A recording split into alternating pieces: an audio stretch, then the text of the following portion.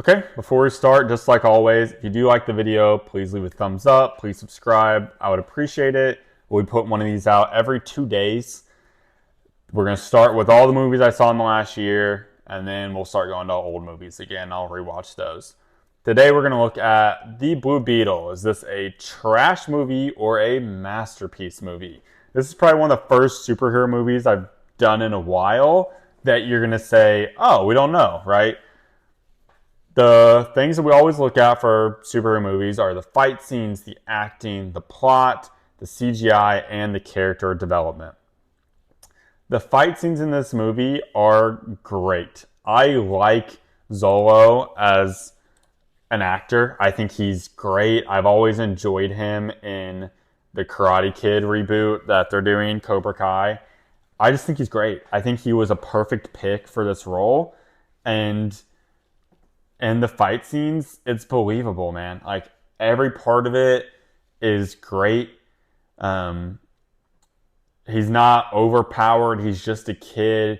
It gives you almost Spider-Man vibes of you have a goofy hero that just cares about his family, that is part of the movie getting his ass whooped until he figures out his powers, and then he's able to kind of clap back and fight and protect the people he cares about without being super, super overpowered. You know he's still capable of dying, but he's doing a good job of fighting, and it was great. Every fight scene was enjoyable.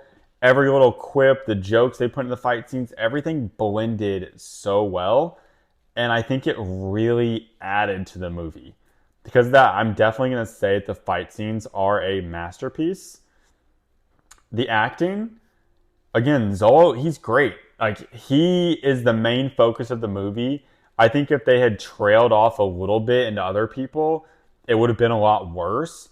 But because he gets most of the screen time and he's used to acting in a TV show and doing multiple episodes, he's got what, 3 seasons of Cobra Kai under his belt, which are all 50-minute episodes almost. Like he has more acting than Brie Larson has. You know what I mean? So it's like he actually is a good actor and takes acting lessons even as a young kid.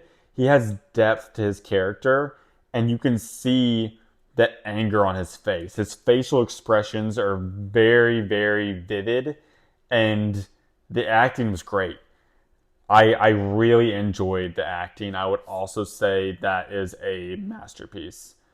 The plot, the plot's where it gets a little tricky. Um, the story was cool, but it's hard to have a good plot in the first of anything. And because this was around the time that DC was canning a bunch of people, I don't think they put the energy into this plot that it deserved.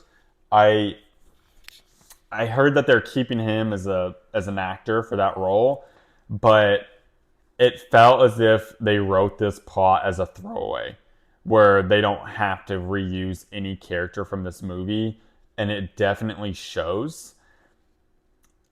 Like I get it. Oh, they're trying to get it back, and they're trying to get the Scarab, and they're going to use that for super soldiers or whatever. But it wasn't a captivating plot. It was overdone. It's been used before. Because of that, this is definitely going to be a trash plot, which is a shame because they really could have done a lot more with this than they decided to do. The CGI in this movie, I liked his suit, but I can think of the bad CGI vividly in my head when he's fighting the villain and he does a flip. It was giving me almost Venom vibes, Venom like first Venom or even Carnage, and I didn't like it. I thought it was poorly done. They tried their best, but again, when he's doing flips and stuff, it doesn't seem believable. And it should seem believable, especially when you have an actor that's actually capable of doing flips and stunts, and they probably had an extensive stunt team. There's no reason you should be CGIing that much of it when you could be replaced now with choreography. it was overdone. It was overused. They didn't need all the CGI they used, and because of that, it tainted it.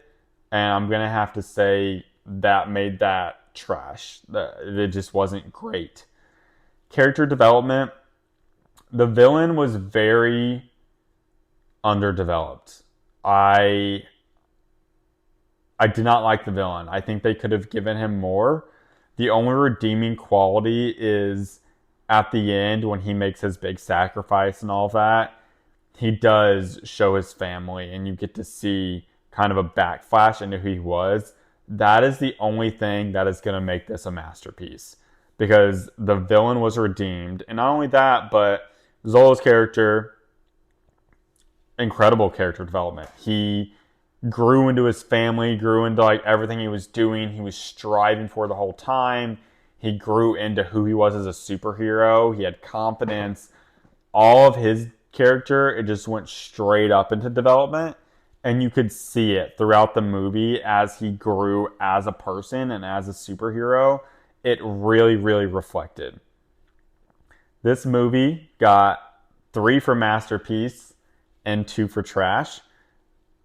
I enjoyed this movie. I would say if you have a streaming service that has this movie and you have not seen it, you should go out of your way to see it. It was thoroughly enjoyable. He is a great actor, and I think we're only going to see more of him as he grows in like his late 20s and early 30s. He is phenomenal, and he's only going to get better as an actor. I really hope that they still use the Blue Beetle character because it was fun. You should go and watch this movie. Okay, that's all I got. Thanks.